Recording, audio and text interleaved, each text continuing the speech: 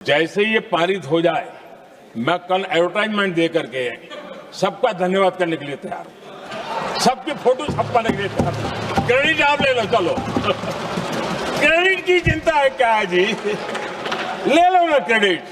आपको जिसकी फोटो छपवानी है सरकारी खर्चे से हम करवा देंगे।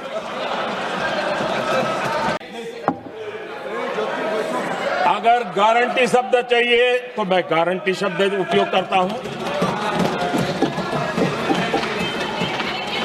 वादा की बात करते हो तो मैं वादा शब्द उपयोग करता हूं।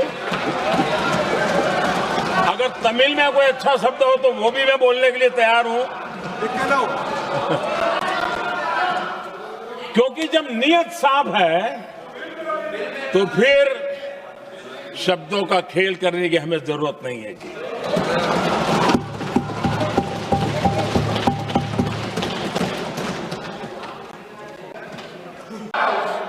आदरणीय अध्यक्ष जी, देखिए, इसका अगर विरोध करेंगे तो स्वाभाविक है कि राजनीतिक लाभ मुझे होगा, लेकिन साथ चलेंगे तो किसी को भी नहीं होगा, ये लिख के रखो, किसी को नहीं रहेगा। क्योंकि फिर अलग पहलू हो जाता है, फिर किसी को फायदा नहीं होता। और इसलिए हमें क्रेडिट नहीं चाहिए। जैसे ये पारित हो जाए, मैं कल एडवर्टाइजमेंट दे करके सबका धन्यवाद करने के लिए तैयार हूं, सबकी फोटो छपवाने के लिए तैयार हूं। क्रेडिट आप ले लो, चलो क्रेडिट की चिंता है क्या है जी, ले लो ना क्रेडिट। आपको जिसकी फोटो छपवानी है सरकारी खर्चे से हम करवा देंगे। इतना बड़ा सामर्थ्य, उसको हम हिस्सेदारी से रोकने के लिए क्यों इतनी ताकत खपा रहे हैं जी। उनके जुड़ने से सामर्थ्य बढ़ने वाला है। और जब मैं आज अपील करने आया हूं आपके पास कि इसको राजनीति के तराजू से मत तोलिए। ये राष्ट्रहित का निर्णय है।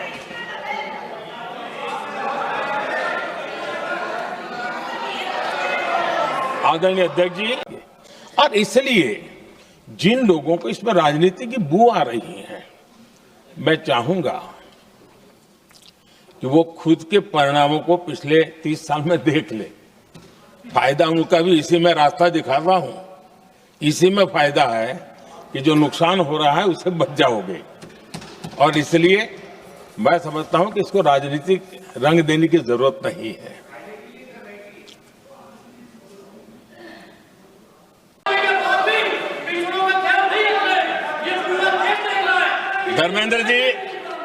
धर्मेंद्र जी, मैं आपका बहुत आभारी हूं कि आपने मेरी पहचान करा दी।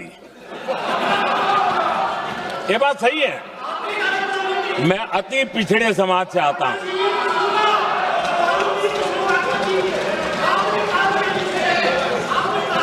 धर्मेंद्र जी, मैं आपका बहुत आभारी हूं। और अखिलेश जी मेरे मित्र हैं तो कभी कभी मदद कर देते हैं।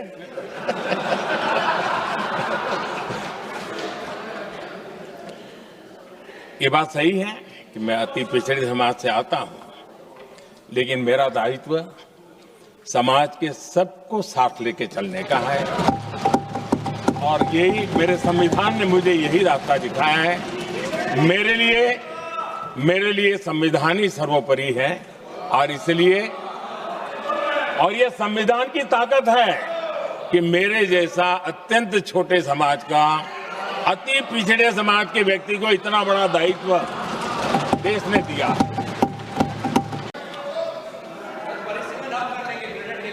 आदरणीय अध्यक्ष जी,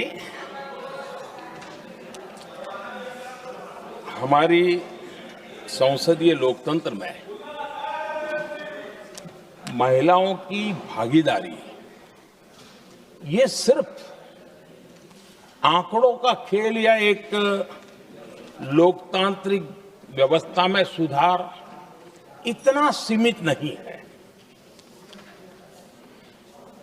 लोकतंत्र की जननी के रूप में, मदर ऑफ डेमोक्रेसी के रूप में ये निर्णय भारत का कमिटमेंट है, ये सांस्कृतिक कमिटमेंट है।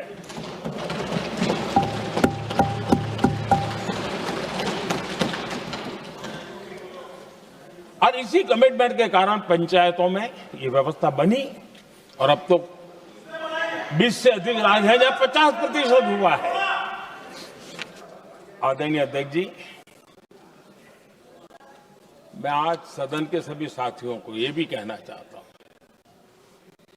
कि साथियों, हम भ्रम में न रहे।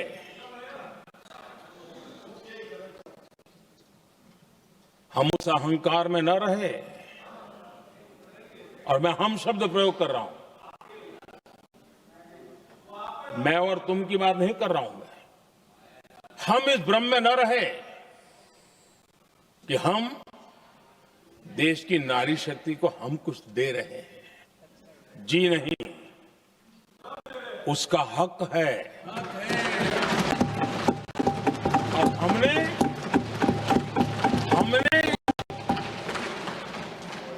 कई दशकों से उसको रोका हुआ है। आज उसका प्रायश्चित करके हमें उस पाप में से मुक्ति पाने का यह अवसर है।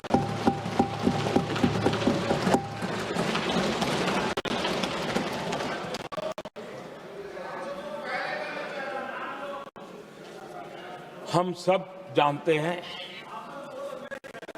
हर एक ने कैसे चालाकी की हर बार, चतुराई की।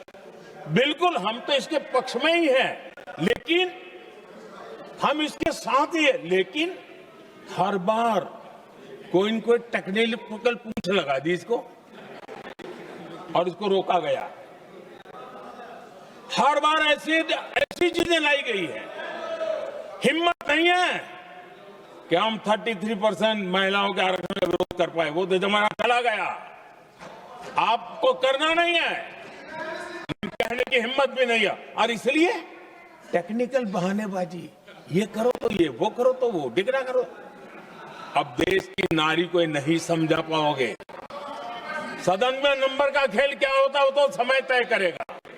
लेकिन ये पक्का है कि अब इन भांति भांति के बहानेबाजी, भांति भांति टेक्निकल मुद्दों के आधार पर चीजों को उलझा करके 3 दशक तक इसको अड़ंगे डाले, हमने फंसा के रखा। आपने जो अचीव करना था कर लिया, अब छोड़ दो ना भाई। 3 दशक कम पड़ते हैं क्या रोकने में? 3 दशक तक आपने रोका, फिर भी कुछ कर नहीं पाए, तो अब तो करो।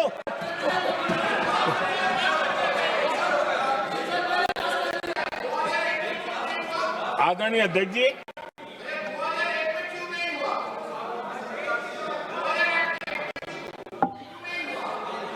यहां कुछ लोगों को लगता है, आदरणीय अध्यक्ष, यहां कुछ लोगों को लगता है इसमें कहीं न कहीं मोदी का राजनीतिक स्वार्थ है।